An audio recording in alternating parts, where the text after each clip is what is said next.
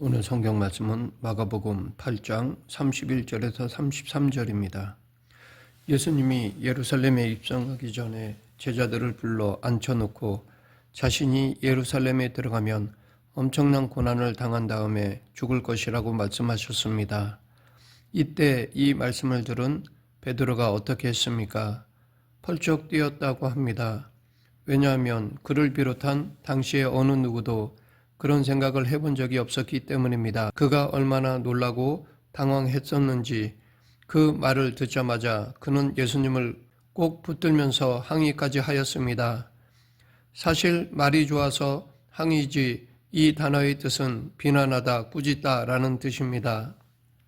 바로 다음 구절에서 예수님이 베드로를 꾸짖을 때 썼던 그 단어입니다. 베드로가 예수님을 향해 그 정도로 반응했다는 것은 곧 예수님의 죽으심의 예언은 베드로를 비롯한 다른 제자들에게도 전혀 생각지 못한 뜻밖의 일이었다는 것이었습니다.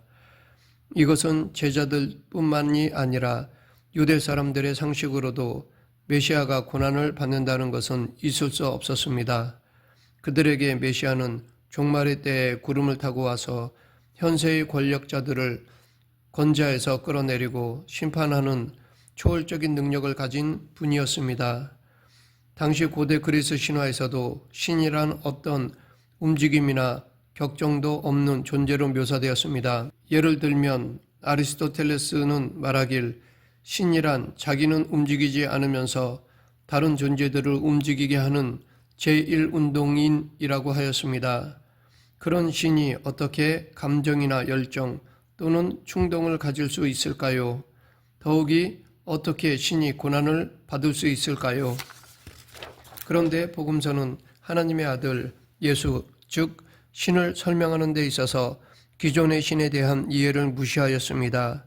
배고프고 목마르고 피곤하고 고통을 받고 하나님께로부터 버림을 받고 조롱도 당하고 사랑도 하고 분노도 하는 신으로 예수님을 증거하고 있습니다.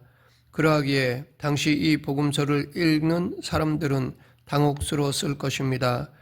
오죽하면 초기의 교부들도 예수님의 고난을 사실로 받아들이지 않고 나름대로 절충점을 찾곤 했습니다. 이를테면 그리스도는 실제로 음식을 소화하고 배설하지 않았다는 것입니다. 잠시 아주 잠깐 동안 인간의 몸을 입고 와서 고난을 받은 것이라는 것입니다. 이렇게 그리스도의 고난에 대해서 자꾸 눈을 감으려 하고 영광의 그리스도, 높임을 받은 그리스도만 바라보려고 하는 태도는 오늘날에도 있습니다. 오늘날 많은 그리스도인들 중에서도 고난을 궁생맞는 일, 피하면 피할수록 좋은 일로 여깁니다. 비록 그리스도의 고난을 말하고는 있지만 그것은 내 고난이 아니라 남의 고난으로 여깁니다. 예수님의 고난은 그저 내 죄를 없애주는 기능으로만 여길 뿐입니다.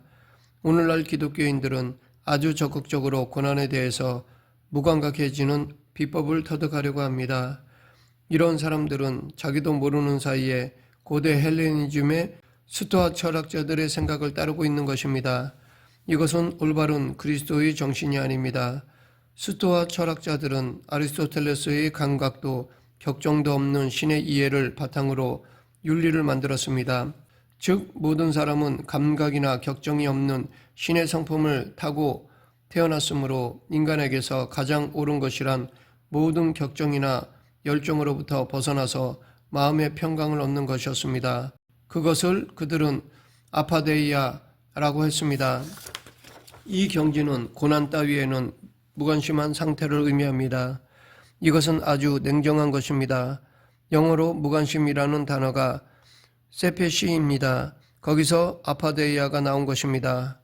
무관심의 반대는 동정입니다. 이것은 함께 아파한다 라는 뜻입니다.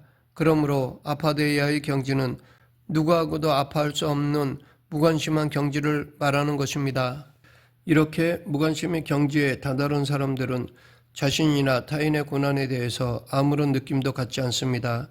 그들은 그저 고난을 벗어나 있으려고 하고 무관심으로 돌아가려고 하면서 자신의 일만 걱정합니다. 이런 사람들은 영광의 메시아는 알아도 고난받는 메시아는 알 수도 알 필요도 없습니다. 이런 사상을 가지고 있던 배경 때문에 예수님을 향한 베드로의 그 돌발 행동과 발언이 가능했던 것입니다. 그런데 문제는 예수님이 그를 꾸짖었다는 데 있습니다.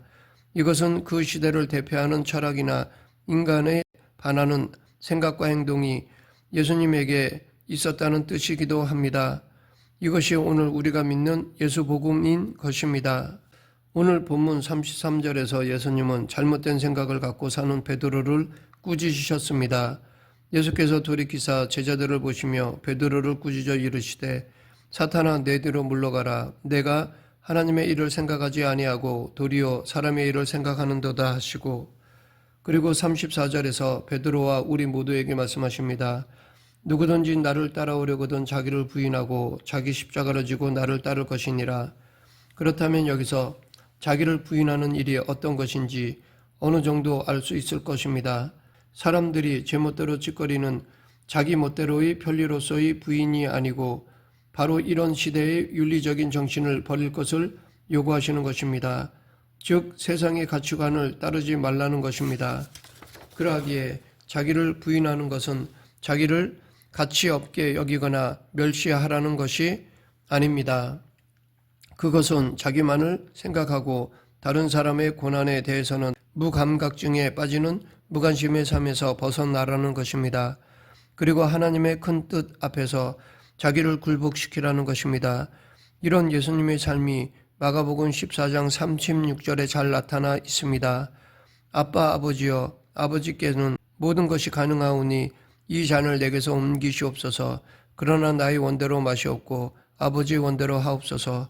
그런데 많은 사람들이, 그리스도인들도 마찬가지지만 자기 십자가를 지라는 말에서 이 자기라는 말을 자기의 개인적인 내면의 문제에 매달리라 라는 말로 받아들입니다. 그래서 이런 사람들은 자녀들이 속을 썩이거나 남편이나 아내가 문제를 일으키면, 집안 일이 잘 안 되거나 사업이 신통치 않으면 늘 자기 십자가가 무겁다고 한탄을 합니다. 나아가 무슨 하기 싫은 일을 서로 미루다가 억지로 떠맡을 때 자기가 십자가를 진다고 생각합니다. 이런 이유로 우리는 자기 십자가를 진다는 말을 하기 싫은 일을 마지못해 할 때나 개인적인 불행을 견디는 것을 의미합니다. 만약 우리가 이런 의미로 십자가를 말한다면 그 십자가의 의미는 우리 조상들이 써오던 업이라는 말과 다를 것이 없을 것입니다. 만약 이런 사고의 틀을 갖고 있으면 모든 고난은 하나님의 형벌이 됩니다. 모든 고난은 하나님이 하시는 시험이고 교육이거나 또는 우리 영혼을 구원하시려는 하나님의 거룩한 뜻이 되는 것입니다. 그래서 하나님이 아브라함의 경우에서처럼 이삭을 제물로 바치라는 불합리한 요구를 하시는 무서운 존재로 나타납니다. 그리스도교적 메커니즘이란 이런 하나님의 불합리성에 대해서 어떠한 이의나 항의를 할 수 없게 만들고 그저 순종하게만 한다는 것입니다. 그리고 이것이야말로 진정한 의미의 신앙이라고 정해버리는 것입니다. 좋습니다. 지금까지 우리가 이랬다고 합시다. 그러나 고난을 이렇게 이해할 때 우리가 고난에 대해서 어떤 태도를 취하게 될는지 뻔합니다. 그것은 나의 고난인 경우 참아야 하는 것이고 다른 사람의 고난인 경우에는 무관심하는 것입니다. 고난을 이런 식으로 이해한다면 십자가를 지는 사람이 많다고 해도 세상은 전혀 달라지지 않습니다. 그러나 예수님은 자기 십자가를 지는 삶에 대해서 35절에서 누구든지 자기 목숨을 구하고자 하면 잃을 것이요 누구든지 나와 복음을 위해 자기 목숨을 잃으면 구원하리라 라고 말씀하셨습니다. 이 말씀은 예수님의 십자가 처형 이후의 초대교회 상황에 대한 묘사입니다. 이 말씀은 마태복음과 누가복음에도 나옵니다.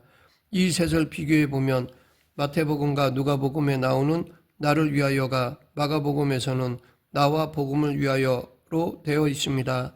이는 복음을 위하여라는 말이 실제 예수님의 말씀이 아니라 마가 기자의 말이며 나아가 초대교회의 해석임을 알게 됩니다. 그 말 한마디에서 초대교회의 예수님의 순환과 자기 십자가를 지고 예수님을 따르는 것이 무엇인지를 알 수 있습니다. 초대교회는 예수님의 순환과 죽음에 대해서 그것은 어쩔 수 없는 하나님의 뜻이라든지 남은 사람들은 하나님의 그런 결정에 대해 순종해야 한다는 식으로 세디즘적, 매저키즘적인 해석을 하지 않는다는 것을 보여줍니다. 그 대신에 그들은 예수님의 죽음에서 아주 극적인 의미를 찾아냈습니다. 예수님이 고난을 받고 죽임을 당한 것은 살아있는 사람들로 하여금 이제부터는 자기 자신만을 위해 살지 않고 그들을 사랑하되 십자가에서 죽기까지 사랑하신 예수님을 위해서 살게 하기 위해서라는 것입니다. 그렇다면 예수님을 위해서 죽기까지 산다는 것은 무슨 말일까요? 억울하게 죽임을 당한 예수님을 애도하거나 그것에 대한 복수를 하는 것이 아닙니다. 그것은 복음을 위해 사는 것입니다. 우리가 삶으로 살아내야 할 복음은 가난한 사람에게 전해지는 소식이며 포로된 사람에게 자유를, 눈먼 사람에게 다시 보게 함을, 억눌린 사람을 해방하여 주의 은혜를 선포하는 것입니다. 이 한 구절에 예수님의 삶과 죽음이 응축되어 있습니다. 그러하기에 우리는 이 말씀의 의미를 묵상하며 예수님을 따라야 할 것입니다. 그럴 때 우리가 십자가를 지는 일이 무엇이며 복음을 위해 사는 것이 어떤 것인가를 알 수 있습니다. 말씀을 맺겠습니다. 우리는 복음서에 기록된 예수님의 이 땅에서의 삶과 사역을 통해 진정 참 십자가의 의미를 알 수 있습니다. 그리고 참 복음의 의미를 알 수 있습니다. 우리 모두 이 예수 복음의 삶을 살아가야 할 것입니다. 그리고 이 예수 복음을 전해야 할 것입니다. 이 예수 복음을 믿고 전하는 저와 여러분 되길 간절히 축원합니다. 기도하겠습니다. 사랑과 은혜가 풍성하신 하나님 아버지, 오늘도 자기를 부인하고 자기 십자가를 지고 예수님을 따르는 그리스도인이 되게 하여 주시옵소서. 예수님 이름으로 기도드립니다. 아멘.